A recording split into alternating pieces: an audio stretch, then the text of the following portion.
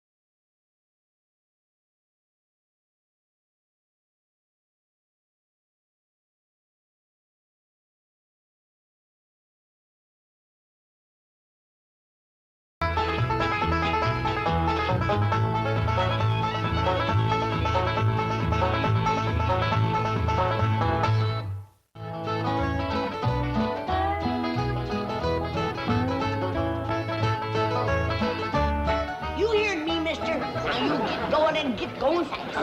Madam, I don't think you understand. I'm from the Internal Revenue Service. That's a department of the... Hop in that puddle jumper and cut mud out of here. But I only want to talk about Mr. Clampet's return. He ain't going nowhere. And if you keep hanging around here, you ain't going nowhere neither. Now, see here, madam, I insist.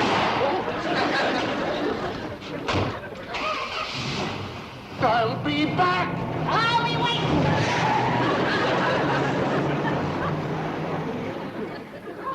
What's all the ruckus, Granny? Who was that? That blame revenuer.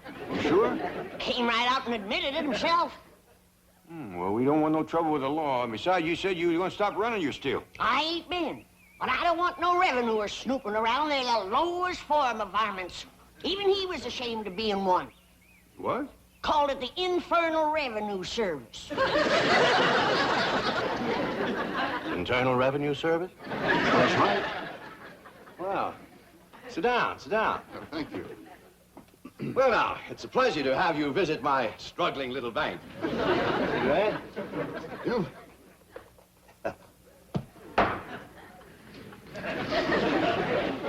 Here we are. Yes, it's always a pleasure to see you splendid chaps from the Internal Revenue Service. You know, I was just talking to my tax man yesterday. Aspen? No. Mr. Drysdale, I'm not here to talk about your income tax return. You're not? No. But your tax man did handle the return for Mr. J.D. Clampett, right? Oh, yes, Mr. Clampett is my largest depositor. Wonderful man, salt of the earth, honest as a day is long. Lovely family. Mr. Drysdale, I was just fired on by a member of that lovely family. Fired on, you mean shot at? With a double-barrel 12-gauge shotgun. Wielded expertly by a little old lady no bigger than this. Granny. Oh, Mr. Landman, you have to understand these people. Oh, I understood her fine. What I don't understand is this. How can a man show an income of millions for last year and not one red penny for all the years previous? Oh, well, I can explain that. Well, the Treasury Department will appreciate it. Now, this is the beautiful mansion you just visited, right? No, I would hardly call it a visit. Skirmish might be a better word. This is the house, yes. And Mr. Landman, would you believe that 8 months ago they lived here? No, frankly, I wouldn't. I give you my word. The poorest, most uninformed people imaginable. Like when an oil company tried to explore their swamp, old Jed's daughter hit him with a rock. Thought he was a revenuer.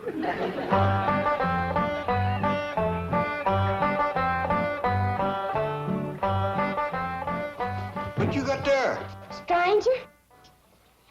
Where'd you get him? I beamed him with a rock. What for? He was skulking around down by the slough. Figured he might be a revenuer. He ain't no revenuer. Then can I keep him? Of course not. Well, I caught him. Don't matter. Well, he won't be no trouble. I could keep him out in the smokehouse. Ellie Mae, you can't keep people like they were dogs and cats. Who's that? Some feller Ellie found nosing around. Beamed him with a rock so it'd be easier to tote. They're fellas from the Petroleum Company. What's a petroleum? I don't know. He asked me if he could do some wildcatting down by the slough. I said, help yourself. We're glad to get rid of the critters. What he said? Just kind of laughed. The laugh's on him. There ain't no wildcats down there at that slough. Heck no. It's too full of oil. Are you trying to tell me they didn't know oil was valuable? Even when the oil company geologists told them, they didn't understand. Mr. Clampett, that swamp of yours is full of oil. I could have told you that. Well, my company would like to pump it out. Yeah, I like that too, but I just can't afford to have it done. Oh, no, you don't understand. You see, you wouldn't have to pay for it. Oh, I don't take favors from strangers. No, Mr. Clampett, you see, you're a very rich man. Stranger, if money was skunk oil, a hound dog couldn't smell me. It's your swamp. My company will buy that land while they'll raise so many derricks down there that... Son, I gotta be honest with you, you couldn't raise turnips down there. He's right. That ground looks black and rich, but it's so greasy you can just squeeze the oil out of it. But that's what my company wants.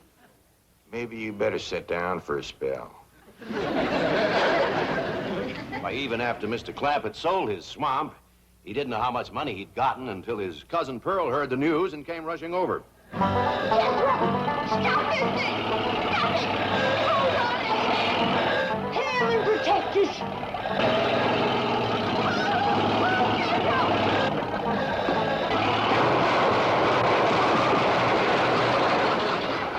Did they hit us, kid?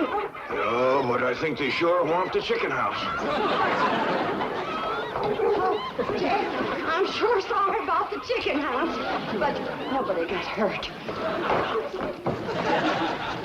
Jeffro, I told you to get rid of them worn-out brakes. I did, Ma. That's how come we ain't got none. Get on out and lift the chicken house back on its foundation. Jed? Yeah. Jed, Ellie Mae came running over to my place, and she said you sold the swamp to some oil company. Well, yeah, I guess I did. What did they pay you for it? Well, he ain't paid me nothing yet. The Brewster fella said he'd bring the money later. How much they gonna pay you? Well, he said I'd depend some on how much oil they could pump out. Well, he must have mentioned some figure. What was it? Well, now, Pearl, you know that old swamp won't worth shucks. Jed Clampett, you got slicker than you're ashamed to admit it. That's just what I told him. Granny, how much they gonna pay him? All right, I'll tell you. He said it runs somewhere between 25 and 100. 25 and 100? I know it don't sound like much, but Mr. Brewster seemed to set great store by the fact he's going to pay me in some new kind of dollar. There ain't no new kind of dollars. Well, it's new to me. I've heard of gold dollars, silver dollars, paper dollars, but he says he's going to pay me in, what do you call them, Granny? $1 million. Yeah, that's it. $1 million?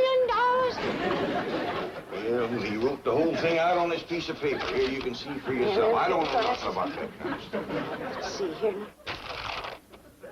Thanks in heaven. Granny, give me the jug. It's empty, but I'll fetch some. I'll go, Granny. Jed, you're a millionaire. A millionaire.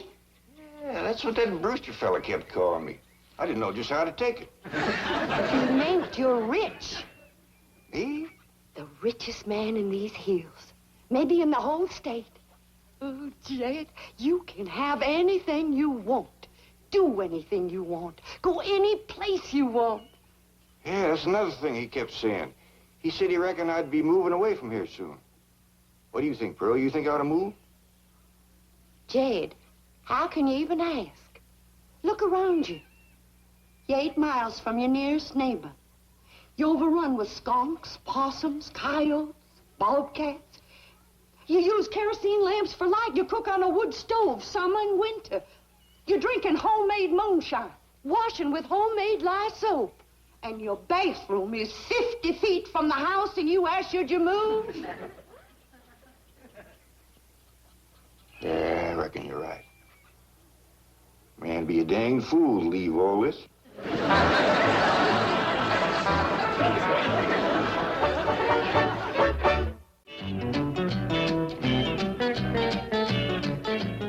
You know, Mr. Drysdale, in the Internal Revenue Service, we hear some pretty wild stories.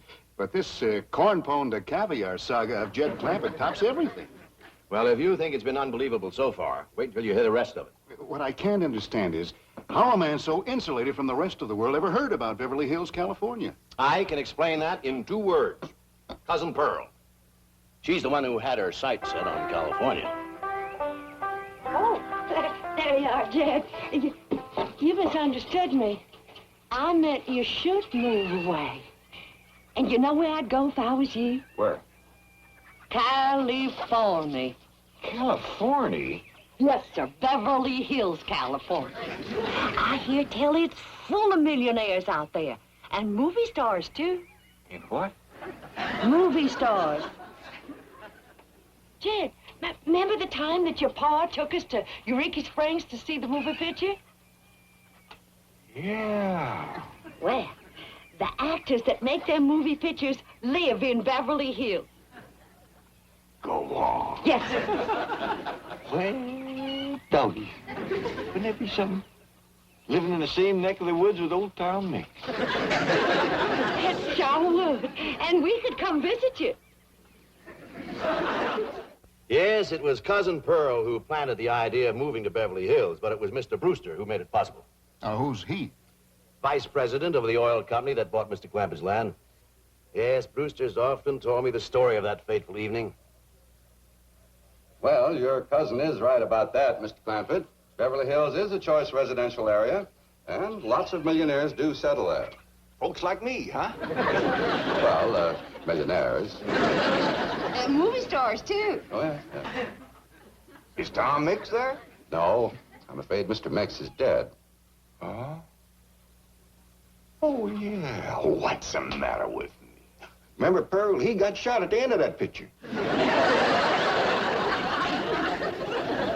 Well, there are plenty other movie stars, and that's where Jed wants to live. Ain't it, Jed? I do like the notion of living in the hills. Never could stand flat country. Mr. Clampett, I think it only fair. That is, well, I think you may have a wrong idea about Beverly Hills. Is that where you live? No, my home is in Tulsa. Well, say, maybe you could get us a place there in your neighborhood. Mr. Clampett, let's not beat around the bush. You will love Beverly Hills. Then that's it. Can you steer Jed onto a good place? No, I can get the bank out there to handle it for him. He'd like a nice big place with plenty of room for his kinfolk to visit him. Is the foreigner staying to supper? I'm ashamed to say I ain't asked him. How about it? Oh, I don't think so. Oh, no trouble. What you cooking tonight, Granny? Mustard greens and possum innards. Mm-hmm. Did you hear that, Mr. Brewster? Very clearly. Change your mind? Not this time. Well, if you should happen to come back tomorrow, we'll be having leftovers. That's the thing about possum innards. He's just as good the second day. What a family. So anyway, they packed up and came to Beverly Hills. Well, it wasn't quite that simple. Mr. Clampett had his problems. With $25 million, he had problems? Ah, yes. The first one was his daughter. She didn't want to leave her friends. Friends? And I thought they lived in a completely unpopulated area. They did. Her friends were not the kind you and I have. Now, I ain't gonna be here to look after you no more. So you're gonna have to keep yourself out of trouble. Watch out for them coyotes and them bobcats and them hunters with guns. Stay out of folks' gardens, because you know how it riles up Granny when you get in hers. Except when we're gone, you can have everything that's left. I'm sorry there ain't gonna be room enough on the truck to take you along. But maybe you wouldn't like California anyhow. Maybe I ain't gonna like it either. If I don't, then I'm a-coming hightailing it right back here, and me and you'll set up housekeeping all by ourselves. Ellie? Ellie Mae? Yeah, Paul, over here. You feeling all right, Ellie? You didn't eat your supper. Sure, Paul. I just wasn't hungry. Cold? You're shaking like a sumac leaf. Oh, Pa, I ain't cold. I'm scared. Scared? Why? There ain't nothing in this woods can hurt you, even in the dark. It ain't the woods or the dark. It's going so far away. I don't know what it's gonna be like out there in Beverly Hills. Why, it's gonna be just like here. Except we'll have things a lot nicer. Will I go to school and wear fancy dresses like city girls and put powder on my face and get my hair all fixed up in one of them there beauty parlors? Why, sure you will. Then I ain't going. I want you to meet the Clampetts under different circumstances. You'll find them to be really charming people.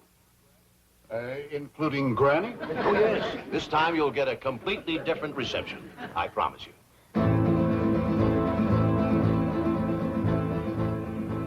Ellie Mae! You sound the alarm if you see that revenuer man coming. I will, Granny. I'll blast him before he gets through that gate. Of course, even after Mr. Clampett convinced his daughter to leave her animal friends, he still had Granny to contend with. I guess she didn't like the notion of being uprooted. That's putting it mildly. The way he tells it, she just downright refused to budge. Now, what's all this nonsense about you ain't going to California? Ain't no nonsense to it. If the good Lord had wanted me in California, he'd have put me in California. Maybe he's just getting around to it. Book says he moves in mysterious ways. Well, if he moves me, I'll go. But you and Big Jethro ain't a budging me. Granny, this here Beverly Hills sounds like the kind of place you'd like. That preacher fella says they got smogs out there. What's a small? Well, me and Jethro figured out that's a small hog. And you heard what Pearl said. It ain't got no snow out there. You could run your still year round. Runs the year round here. Yeah, but walking down through the snow to the still always makes you feel so miserable. I might feel miserable walking down. But the way I feels coming back makes up for it. Hey, Beverly, friend. We've been planning and talking about this trip for days. You never said you wouldn't go. Never said I wouldn't either. But that Brewster feller has bought us a house in them Beverly Hills. He sent our $25 million to the bank out there. Well, you just chase on out after it. I'm staying right here. And I ain't afeared neither. Granny, I ain't leaving you here alone. And I ain't a budging out of this rocker. Let her roll, Jethro.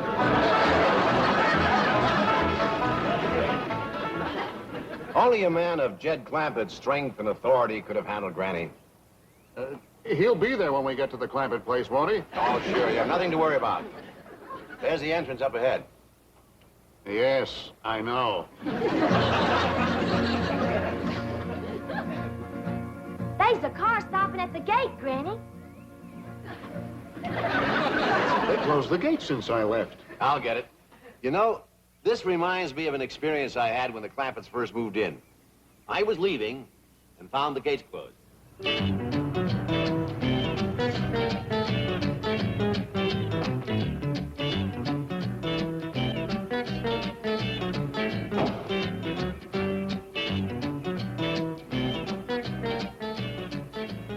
Hello. Hello. Mr. Clampett, can you hear me? Yeah, I can hear you. Good, good. I need your help. Sounds like you're inside the wall. I am. Would you let me out, please? Well, you bet I will. You stay right where you are. I'll get me an axe and have you out of there in no time. He demolished 10 feet of wall before I could stop.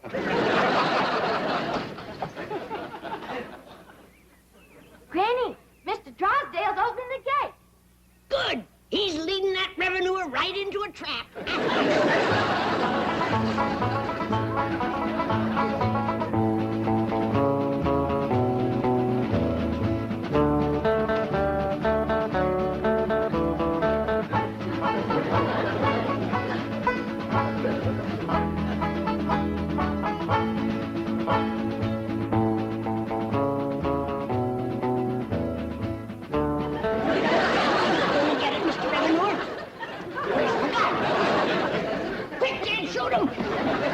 shoot nobody. He ain't nobody. Revenuers and buzzards don't count. You go on inside and cook up some victuals. Since when is a revenuer company? Mr. Clampett, I'd like you to meet Mr. Lampert. Pleased to meet you, Mr. Clampett. How do you do, Mr. Landman? Since you're a friend of Mr. Drysdale's here, I reckon you're welcome. But as you can see, we don't cut the revenuers. I'm not a revenuer, Mr. Clampett. I guess back in the hills where you come from, I'd be a tax collector. Back in the hills where I come from, you'd be a lot younger. Oh? Was the climate that healthy? Oh, just you wouldn't have lived to get this old. Ed, is the revenuer staying to supper? He ain't no revenuer. Well, is the foreigner staying to supper? How about it, Mr. Landman? You too, Mr. Drysdale. You're not by any chance cooking mustard greens and possum innards, are you? Not tonight. Oh, we had them last night. I'll stay. Me too. Tonight we is having leftovers. That's the thing about possum innards. It's just as good the second day.